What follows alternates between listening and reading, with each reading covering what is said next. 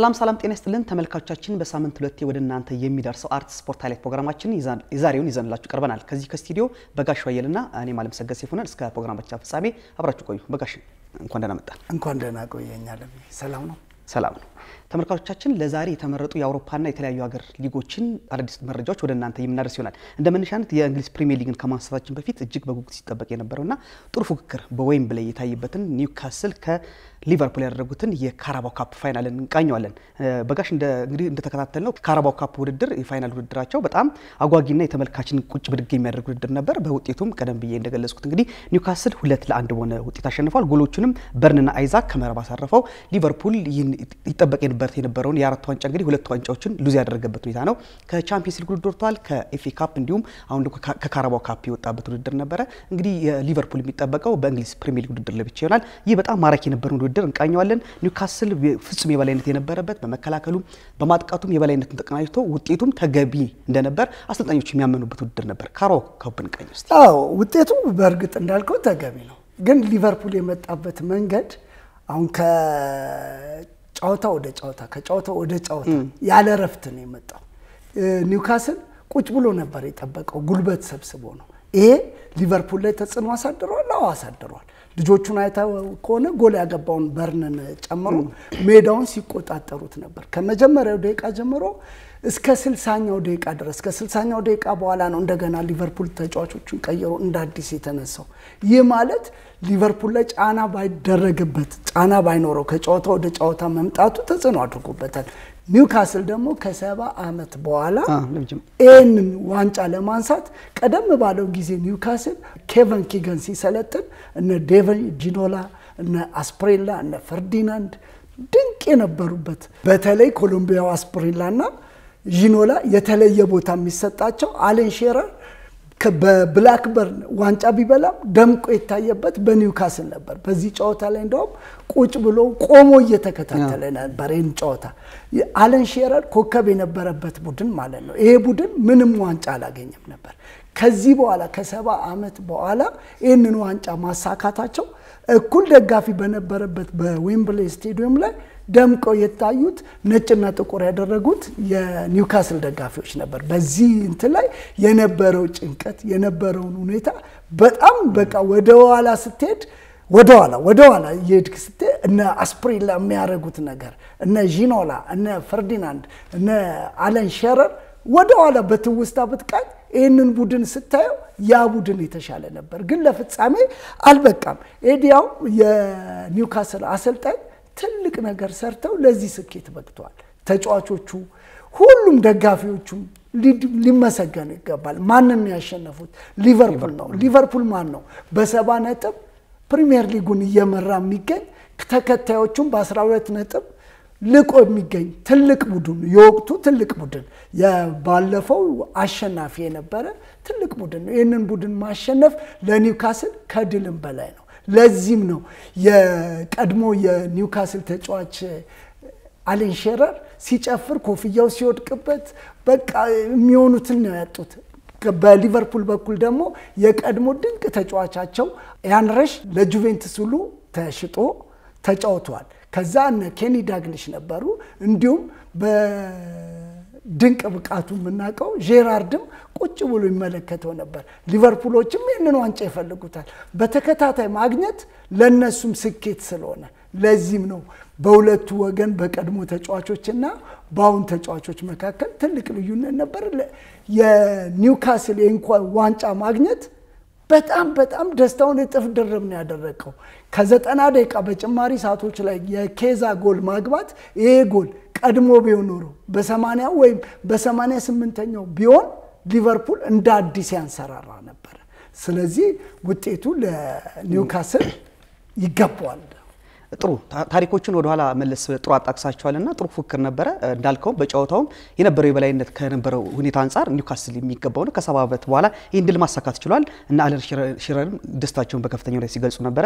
እንግዲህ እንደሚታወቀው ኒውካስል በዘንድሮ የውድድር ዘመን ላይ ጠንካራ ፉክክር ተፎካካሪ የሆነ ክለብ ነው። በዚህ ላይ ደግሞ ያንጸባረቀ የሚገኘው የኤርትራ ሀረግ የሚመዘዘው አይዛክ በቡድኑ ላይ እንግዲህ ቁልፍ ሚና እንደሚጫወት ይታወቃል። ምናልባትም ግን ከክረምት ዝውውር ጋር ተያይዞ የአይዛክ ስም በተደጋጋሚ እየተነሳ ነው። ምናልባትም በክረምት የዝውውር ሂደት ላይ ሊለቅ ይችላል የሚል ሐሳቦች አሉ። በርካታ ክለቦችም እሱን ለማግኘት ከፍተኛ እንቅስቃሴ ጀምረዋል። ከነዚህ መካከል አርሰናልም አንዱ ነው። አይዛክን ለማግኘት ከፍተኛ ፍላጎት ካላቸው ክለቦች በግንባር ቀደምትነት የሚጠቀሰው አርሰናል ነው። ነገር ግን አሁን ባለው ሁኔታ ላይ ለተጫዋቹ የዝውውር የተቆረጠለት ሂሳብ 150 ሚሊዮን ፓውንድ ነው። ምናልባትስ አርሰናል ይህንን ወጪ ሸፍኖ አይዛክን ይወስዳሉ የሚል ጥያቄ በሌላ በኩል የተነሳ ነውና ኒውካስልን ጥንካሬ መገለጫ የሆነው አይዛክ በቀጣይ ዓመት የትኛው ክለብ ሊቀላቀላል ይችላል የሚለው ሐሳብም ከውድድሩ ጋር ተያይዞ የሚነሳ ነው። ከጨዋታው ቅድመ ግምት ግን ስንነሳ በርካቶች በዚህ ጨዋታ ላይ በዌምብሌይ ፋይናል ምናልባትም ሊቨርፑል ሊያሸንፍ ይችላል የሚለውን ከፍተኛ ግምት ነበራቸው። ነገር ግን ግምቱን ባፋለሰ መልኩ ከጥሩ የጨዋታ ብልጫ ጋር ኒውካስል ያሳካው ድል እውነትም ቀደም ብለን ለገለጽከው ይገባል የሚል ሐሳቦች የተሰነዘሩ ናቸው። በመሃል ሜዳ ሙሉ ለሙሉ ብልጫ ነው የተወሰደበት ሊቨርፑል። ቀድመ ደግሞ መሃል ሜዳ ማለት ድልድይ ነው። ድልድዩን የሚያገናኝ ከተሰበረ ግራ ነው የሚገባው። የቡድኑ አምበል የሆነው ብሩኖ ጎሜሬዥ የኒውካስል ብራዚላዊ የተለየ ብቃቱን ያሳየው። እንዲሁም ኢንቶን የሚሉት 7 ቁጥር ለባሹ በቃ የጅፎሪ ሲወጣ የሚያነሳሳበት መንገድ ኮርናዲ መታ ሲሄድ የሚያነሳሳበት መንገድ በአንድ ወቅት ሊቨርፑል ኬስ ሚላን ለሻምፒዮንስ ሊግ ሲጫወቱ ከ3-0 ጄራርድ እየሄደ ደጋፊውን የሚያነሳሳበት መንገድ እዚህ ኒውካስል ላይ ኢንቶንና ብሩኖ ጎሜሬዥ ላይ እያየው ነበር። መሃል ሜዳ ላይ ብልጫ የወሰዱት በቁመትም በምንም የተሻሉ ስለነበሩ ነው። መሃል ሜዳ ብልጫ ከተወሰደበት አንድ ቡድን ለማንሰራራት ይከብደዋል። ለዚህም ነው በቁመት ዘለግ ያለውና የመጀመሪያውን ጎል ያገባው በርን የተለየ ብቃቱን ያሳየው። የሚሞክረው ሙከራ ሲከላከል ሲያጠቃ የጨዋታውን ኮከብ ተብሎ ሽልማትም ወስዷል። ይገባዋል። ሙሉ ሜዳውን ሲያካትት ነበረ። ጥሩ ነበሩ። ለዚህም ነው በብልጫ ተሸንፎ ሊቨርፑል እጅ ሰጠው እንጂ ሊቨርፑል ሊቨርፑል አልነበረ። የምናውቀው ሊቨርፑል ከ15 ቀን በፊት የምናውቀው ሊቨርፑል የጨዋታ መደራረብ ግን ትኩረት ሊደረግበት ይገባል። ከጨዋታው ወደ ጨዋታ ስኬጁሉ ስለሆነ እሱ ምንም ማድረግ አይችልም።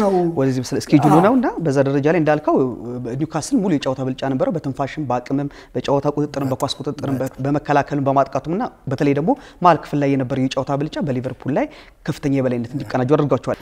ተመልካቾቻችን አሁንም በፕሮግራማችን ላይ ያላችሁን ጥቆማና አስተያየት ኤስማ ማስቀደም 61 ላይ ቴክስት ማድረግ ትችላላችሁ። እንግሊዝ ፕሪሚየር ሊግን እንቃኘዋለን። የ28ኛው ሳምንት የእንግሊዝ ፕሪሚየር ሊግ ውጤቶችን እንቃኝና አንዳንድ ሐሳቦችን የምናነሳ ይሆናል። ኤቨርተን ከዌስትሃም 1-1 ተለያይቷል። ዋልቭስ ሳውዝሃምፕተንን 2-1 ሲረታ፣ ኖቲንግሃም ፎረስት ኢፕስዊች ታውንን 4-2 አሸንፏል። ማንቸስተር ሲቲ በሜዳው ከብራይተን ጋር 2-2 ሲለያይ፣ አርሰናል ቼልሲን 1-0፣ ፉልሃም ቶተንሃምን 2-0፣ ማንቸስተር ዩናይትድ ሌስተር ሲቲን 3-0 አሸንፏል። ማንቸስተር እየተነቃቃ ነው። ፕሪሚየር ሊጉን እንቃኝ እስቲ። ማንቸስተር ሲቲ በሜዳው ላይ የሚያደርገውን ጨዋታ የጨዋታ ገማቾች እርግጠኛ ሆኖ 3-1 ማንቸስተር ሲቲ ያሸንፋል ብለው ነበር። ግን እግር ኳስ እንደዚህ የምገምተው እንዳልሆነም በግልጽ እያሳየን ያለው ማንቸስተር ሲቲ በሜዳው ላይ ያደረገውን ጨዋታ እጅ ሰጥቶበት የወጣ ጨዋታ ነው። እንዲሁም አርሴናል ከቼልሲ ባደረገው ጨዋታ የጨዋታ ገማቾች የሰጡት ግምት ልክ ቢሆንም በነበረው ብልጫ አርሴናል በ20 ደቂቃ ውስጥ 2 እና 3 ጎል አግብቶ ጨዋታውን አረጋግቶ የሚወጣበት ነበር። ይሄ ሳይሆን ቀርቷል። እንዲሁም ፉልሃም ከቶተንሃም ባደረጉት ጨዋታ ከቼልሲና ከአርሴናል ጨዋታ በተሻለ የተመልካችን ቀልብ የሳበ የለንደን ክለቦች ባደረጉት ጨዋታ በተለይ ቶተንሃም በፍጹም አልሸነባይነት ያለበት ፉልሃሞችም የተሻለ ሆነው 2-2 ነው ያሸነፉት። ይሄንን ጨዋታ ነበር እንደውም እኔ ቀይሬ ወደዛ ዞርኩና ፉልሃምን ከቶተንሃምን ማየት ጀመርኩ። በጣም የሚያጓጓ ድንቅ የነበረው እነ ማዲሰን ከተቀያሪ ወንበር ላይ ተነስተው የገቡበት ጭንቅ ውስጥ የገባበት ጨዋታ ስለነበረ እኔ በጣም ስቦኝ ያየው ጨዋታ ቶተንሃም ከፉልሃም ያደረጉትን ጨዋታ ነው። በዚህ ሳምንት ከሚደረጉ የእንግሊዝ ፕሪሚየር ሊግ ጨዋታዎች ቀደም ብሎ እንደተገለጸው በግምትም ደረጃ በጨዋታ የሚከተበቁት እንዳልከው ቼልሲ ከአርሰናል ያደረጉት ጨዋታ ነበር። ነገር ግን በተለይ የመጀመሪያው ክፍለ ጊዜ የተሻለ ነበር። ነገር ግን ሁለተኛው ክፍለ ጊዜ ላይ ምናልባትም አርሰናል ውጥረት ውስጥ የገባበት ውጤቱን ለማስጠበቅ የተለያዩ ጥረቶችን ያደረገበት፣ በአንጻሩ ደግሞ ቼልሲ ደግሞ ተጭኖ አቻነቱን ወይ ደግሞ ለማሸነፍ የነበረበት ሁኔታ ስትመለከተው እንደ ተጠባቂነቱ አይደለም በተሻለ ሁኔታ ቅድም እንዳልከው ከዛ በተሻለ የፉልሃም ጨዋታ የተሻለ እንደነበረ ማሳያ ነው። ማንቸስተር ሲቲ እንደውም ከመሸነፍ የዳነበት ሁኔታ ነው ከነበረው የጨዋታ ብልጫነት አንፃር በርንሌይ ማስቆጠር የሚችላቸውን ግቦች ስተዋልና በተጨማሪ ማንቸስተር ዩናይትድ ነው የምናነሳው። ማንቸስተር ዩናይትድ እንግዲህ ባለፈው ሳምንት ከኤሮፓ ሊግ አሸናፊነት ከተመለሰ በኋላ ጥሩ መነቃቃት ይታይበታል። ብዙ ሊገዳደሩ ይችላል ተብሎ የሚጠበቀው ሌስተር ሲቲንም 3-0 በሆነ በጥሩ ውጤት ነው ማሸነፍ የቻለው። የቡድኑ ፐርፎርማንስ በሜዳ ላይ የተሻለ እንደነበረ ማሳያ ነው የማንቸስተር ዩናይትድ። በተደጋጋሚ አገኘው እኔ ቫን ኒስተልሮይ ያሳዘነኝ አንዳንዴ እንደዚህ አይነት ቡድን ሲፈቀድልህ አይተው ባትቀበል ይሻላል። አሁን በመደዳ ኤፍኤ ካፕ ላይ ያሸነፈው በተደጋጋሚ ሲያሸንፍ ያንተን ደካማ ጎን ማጥናት ካልቻልኩ አሰልጣኝ መሆኔ ምኑ ላይ ነው? ጠንካራ ጎን ምንድነው? ደካማ ጎን ምንድነው? በጠንካራ ጎን ላይ ማንን በጨመር ነው አንተን ማቆም የምችለው ብሎ ትኩረት ሊያደርግ ይገባው ነበር። ለዚህም ነው የበለጠ ተጠናክረው መተው ማንቸስተር ዩናይትዶች 3-0 ሊያሸንፉ የቻሉት። ሌስተር ሲቲዎች የወራጅ ቀጠናውን መንገድ እያሉ እየሄዱበት ነው ያለው። ይህንን ሊያስቆም የሚችል ቀሪ 9 ጨዋታዎች ቢኖሩትም ትኩረት ሊያደርጉ ይገባል። ማንቸስተር ዩናይትድ ግን ከዕለት ወደ ዕለት ወደ መነቃቃቱ እየመጣ ነው። 15ኛ ሆኖ ነው ያገኘው ሌስተርን። በዚሁ እንትን አሸንፎ መውጣቱ ለዩናይትድ ደጋፊዎች እሰይ የሚያሰኝ ነው። ብራይተን እና ሲቲ ባደረጉት ጨዋታ ላይ እኔ ሳልጠቅስም አላልፈው በቃ ሲቲ መሸነፍ ይገባው ነበር። በትክክል ብለዋል። እንደውም ሊያልቅ የብራይተን አቀያየሩም ጥሩ ነበር። ለጎል የሚቀርቡበት መንገድ አሪፍ ነበር። እንዴ በስማም ጎሎቹስ እንዴት እንደሚያምሩ። ስለዚህ ሲቲ እንደውም ድኗል ነው ማለት ነው። ከነበረው እንቅስቃሴ አንፃር በጨዋታ የበላይነትም ከነበረው የግብ ሙከራ አንፃር እንዳልከው ብራይተን ማሸነፍ የነበረበት ሁኔታ ነው እንትና ከዚህ አንፃር ሲቲ እድለኛ ነው ማለት ይቻላል። ሌላው የዚህ አመት ምንም የዚህ ሲዝን ክስተት ቡድን የምትለው ኖቲንጋም ፎረስት ነው። ኖቲንጋም ፎረስት እንግዲህ ያው በድል የሚያሸንፍ ቡድን አለ ማይታው ከሆነ ጥሩ የቡድን አቋሞች አሉት።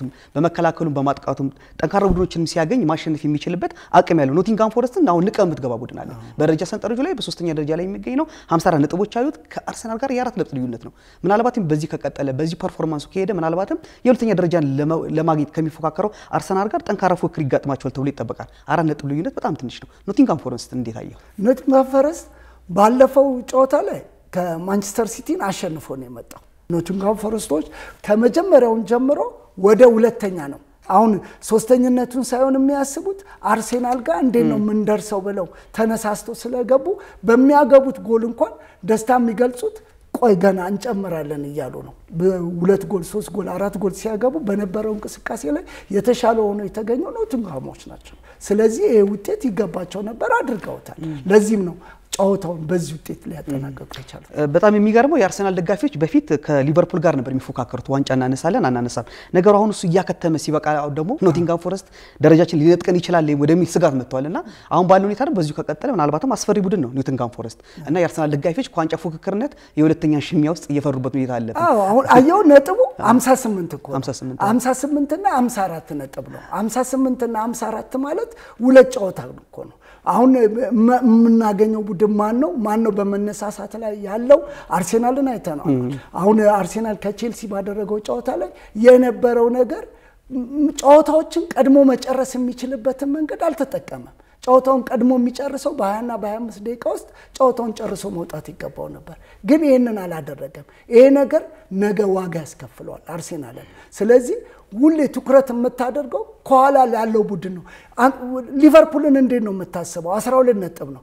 እሱን ሳይሆን አንተ ሁሌ ስራን መስራት ነው። ማሸነፍ እንጂ ተጋጣሚ ይጥልልኛል ተጋጣሚ ቁጭ ብሎ የሚጠብቀው ምን ሊቨርፑል ቁጭ ብሎ ይጠብቃል እንዴ? አሁን እኮ ሊቨርፑል ያለው አንድ ነው። አንዱን ዋንጫ ደግሞ አይቀልድበትም። ስለዚህ ኖቲንጋሞች እንደውም እየተሻለ የሚመጣ ይመስለኛል። የኮከብ ግባግቢነቱ ስንመለከት እንግዲህ መሐመድ ሳላ በ27 ጎሎች ይመራል። ሃላንድ 21 ጎሎች አሉት። እንደውም አይዛክ 19 ጎሎች አሉት ማለት ነው። የደረጃ ሰንጠረዡን ሊቨርፑል ቀደም ብለን እንደገለጽከው 70 ነጥብ አለው። አርሰናል 58፣ ኖቲንጋም ፎረስት 54፣ ቼልሲ 49፣ ማንቸስተር ሲቲ 48። የስፓኒሽ ላሊጋን እንቃኛለን። ስፓኒሽ ላሊጋ አሁንም ልብ አንጠልጣይነቱ እንደቀጠለ ነው። ማድሪድ፣ ባርሴሎና እና አትሌቲኮ ማድሪድ አንገት ለአንገት እንደተያያዙ ነው። በተለይ አትሌቲኮ ማድሪድ ከባርሴሎና ጋር በሜዳ ያደረገው ጨዋታ እጅግ አጓጊ እስከ 70ኛው ደቂቃ ላይ 2-0 እየመራ በሽንፈት የተመለሰበት ጨዋታዎችን ሪያል ማድሪድ በአንጻሩ ከሜዳው ውጪ ማሸነፍ ችሏል። ውጤቶቹን እንቃኛለን። ላስ ፓልማስ ከአላቬስ 2-2 ሲለያዩ ሴልታ ቪጎ ቫላዶሊድን 1-0፣ ማዮርካ ኢስፓኞልን 2-1፣ ሪያል ማድሪድ ቪላሪያልን 2-1፣ ባርሴሎና አትሌቲኮ ማድሪድን 4-2 ታሸንፏል። እስቲ ጨዋታውን እንቃኛቸው። ቪያሪያል በሜዳው በሪያል ማድሪድ መሸነፍ ከባድ ነው። አሁን ለዚህም ነው ቪያሪያልን በሜዳው 2-1 ሲያሸንፍ ከደስታ በላይ ነው የተጨፈረው። የነጥብ ልዩነቱ እኩል አሁን 60-60 ላይ ደርሰዋል። ባርሴሎና አንድ ጨዋታ እየቀረው ማለት ነው። ይሄ ማለት ለባርሴሎና አጋጣሚዎች ሆኖ ባርሴሎና ከሜዳውና ከሜዳው ውጪ ሲያገኛቸው የማድሪድ ክለቦችን ሜዳቸው ላይ ነው በደንብ ያሸነፈው። ባለፈው ሪያል ማድሪድ ላይ 4 አግብቷል። አሁን ደግሞ አትሌቲኮ ላይ 4 አግብቷል። ይሄ ማለት ከሜዳው ውጪ ይቀለዋል ማለት ነው የማድሪድ ክለቦች። አሁን ባለው ንጽጽር ስትሄድ እኔ የአትሌቲኮ ማድሪድ በዚህ ሁኔታ 2-0 እየመራ 70 ደቂቃ በመከላከሉ ድንቅ የሆነው ምንም ማታማው አትሌቲኮ እንደዚህ አዝረክርኮ በጨዋታ እየቀነስክ ላሚን ያማል እየቀነሰ ግራ እግሩን እኔ እንጃ በምን እንደተሰራ ወደኋላ ሄደ መሲን እንድታስታውስ ወፈር ያለውን ማራዶናን እንድታስታውስ እያደረገ የሚመጣ እግሩን በአግባቡ የተጠቀመ ልጆቹን እንዴት መቀነስ እንደሚችል የሚያቀበት እውነት ግራ እግሩን በደንብ የተጠቀመ ባርሴሎናን ይዞት እየወጣ ከ2-0 2 በሱ ጎል 3-2 4-2 ያለቀው ጨዋታ አጓጊነቱ እንዲቆጭ ብድግ ያያው ጨዋታ ስለሆነ በጣም አሪፍ ጨዋታ ነበር። ሪያል ማድሪድ ቀደም ብለን እንደገለጽ ነው እንግዲህ ከሜዳው ውጪ ይሄን ውጤት ሲያሳካ ሁለቱን ግቦቹን መባፔ ነው ማስቆጠር የቻለው። እንዲሁም ባርሴሎና ቀደም ብለን እንደገለጽከው እስከ 70ኛው ደቂቃ ላይ 2-0 እየተመራ ተአምራዊ በሆነ መልኩ 4-2 ያሸነፈበትን ጨዋታ ሌዋንዶስኪ እንዲሁም ያማል እና ቶሬስ አስቆጥሯል 4 ግቦችን ማለት ነውና እስከ 70ኛው ደቂቃ ድረስ የአትሌቲኮ ማድሪድን የተዘጋበር ሰብሮ ባርሴሎና ማሸነፍ የቻለበት የጨዋታ እንቅስቃሴ መለስ ብለን ወደ ኋላ መንቃኝ ይሆናል። በዚህ ደረጃ እንግዲህ ባርሴሎና አሸንፎ የመሪነቱን ስፍራ መቆናጠጥ ችሏል። እንዲሁም ጌታፌ ከኦሳሱና ባደረጉት ጨዋታ አልሸነፍ ባይነቱን አንዳንዴ ማያጓጓ ይመስላል እንጂ የስፔን ላሊጋ በጣም ከትላልቆቹ ቶፕ 4 ላይ ካሉት ወደታች ወርደ እንኳን ብታያቸው የመሸናነፍ ፉክክሩ እዛ ላይ ነው ያለው። ሁሌ በቃ ላለመሸነፍ ወደ ላይ ለመምጣት የሚያደርጉት ነገር የተለየ ነገር ስለሆነ ሁሉ ጊዜ እንደዚህ የአትሌቲኮ ጨዋታ ብቻ ሳይሆን ማዮርካ ከስፓኞላ ያደረጉት ጨዋታ እንደዚሁ አጓጊ የነበረ ጨዋታ ነው። ቫላዶሊድ በሴልታ ቪጎ የተሸነፈበት ጨዋታ እንደዚህ በጣም አጓጊ ከነበሩ ጨዋታዎች መካከል ይተከሳል። የኮከብ ግባግቢነቱ እንግዲህ ሌዋንዶስኪ አሁንም በ22 ግቦች እየመራ ሲሆን መባፔ በ20 ግቦች ሁለተኛ ላይ ነው። ቡድሚር ደግሞ 15 ግቦችን አስቆጥሮ ሶስተኛ ስፍራ ላይ ይገኛል። የደረጃ ሰንጠረዡንም አሁንም ባርሳ በ60 ነጥብ እየመራ ነው። ሪያል ማድሪድ 60 ነጥብ አለው። አትሌቲኮ 56፣ ቢልባኦ 52 ነጥቦችን ይዞ እየተከታተሉ ይገኛሉ። እንግዲህ ይሄንን ጨዋታ እንደዚህ ፉክክር ያለበት ካሉት ሊጎች ላይ ከስፔን፣ ከጣሊያን፣ ከእንግሊዝ አሁን አጓጊነታቸው እየጨመረ የመጣው የእንግሊዝና የጣሊያንና የስፔን ነው። ስለዚህ እነዚህ አጓጊ የሆኑ ጨዋታዎችን እንዳያመልጠን ነው የምንለው ጌታዬ።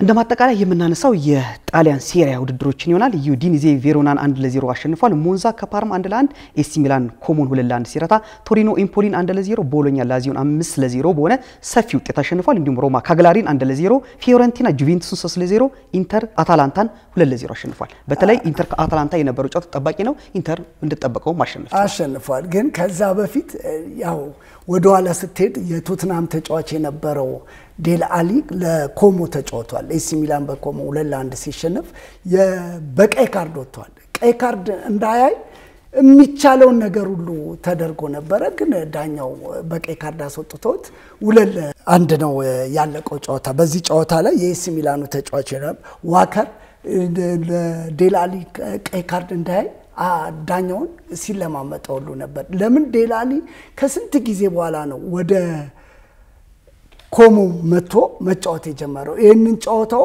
ተቀይሮ ገብቶ ብዙም ሳይቆይ መውጣቱ ትንሽ እንትን ብሎታል። ከዛ በተረፈ ግን ቬንዛ ወራጅ ቀጠና ውስጥ የሚገኘው ቬንዛ ናፖሊን ነጥብ አስጥሎታል። ባዶ ለባዶ መውጣት ናፖሊን የደረጃ ሰንጠረዡ ላይ 61 ላይ እንዲቆም ነው ያደረገው። ይሄ ማለት 63 ላይ እንዳይገባ እድሉን ሁሉ ዘግቶበታል። አንዳንዴ ወራጅ ቀጠና ውስጥ የሚገኙ ቡድኖች ላለመውረድ ስለሚጫወቱ የሚችሉትን ነገር ነው የሚያደርጉት። ናፖሊን እርግጠኛ ባለፈው ስናወራ እኔ ናፖሊ ያሸንፋል ምናም ብዬ ነበር።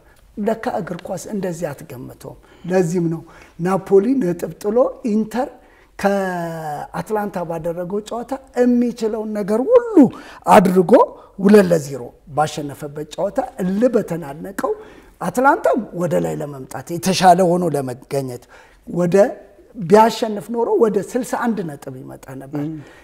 ኢንተር ደግሞ ከነበረው 61 ላይ ወደ 64 ለመምጣት በጣም አጓጊ በነበረው ጨዋታ ኢንተር አሸንፎ ወጥቷል። እንዲሁም ፊዮረንቲና ጁቬንቱስን አሸንፎ ጁቬንቱስ በመሸናነፍ ደንበኝነቱን እያጠናከረ የመጣ ይመስለኛል እንጂ አሁን ጁቬ ቢያሸንፍ ኖሮ ወደ ላይ የሚመጣበትን እድል ዘጋግቶ እድሉን አራተኝነትን ለቦሎኛ አስረክቦ ነው የመጣው። ስለዚህ ታችም ያሉትም እላይ ያሉትም ቡድኖች ላለመውረድም ለሻምፒዮንም ለመሆን የሚደረገው ግስጋሴ እንዳጓጓን ቀጥሏል። እንዳልከው 64 61 58 እያለ የሚቀጥል ጨዋታ ስለሆነ ውድድሩ አጓጊነቱ ቀጥሏል። ጣሊያን ሴሪያ በጣሊያን ሴሪያ እንግዲህ አንድ ጨዋታዎችን ባሸነፍ ቁጥር በጣም ሉዝ የምታደርገው ነው ታይት ነው። አሁን ነጥቦችን ቅድም እንደገለጽከው 64 61 58 እና በጣም በአንድ ጨዋታ ልዩነት ከፍ የምትልበት ነው። በተጠባቂው በኢንተርና አታላንታ ጨዋታ ላይ 2-0 ኢንተር ሲያሸንፍ በ54ኛው ደቂቃ አውጉስቶ እንዲሁም በ87ኛው ደቂቃ ማርቲኔዝ ለአሸናፊነት ግቦችን አስቆጥሯል። ኢንተር የበላይነት ነበረው። በጨዋታውም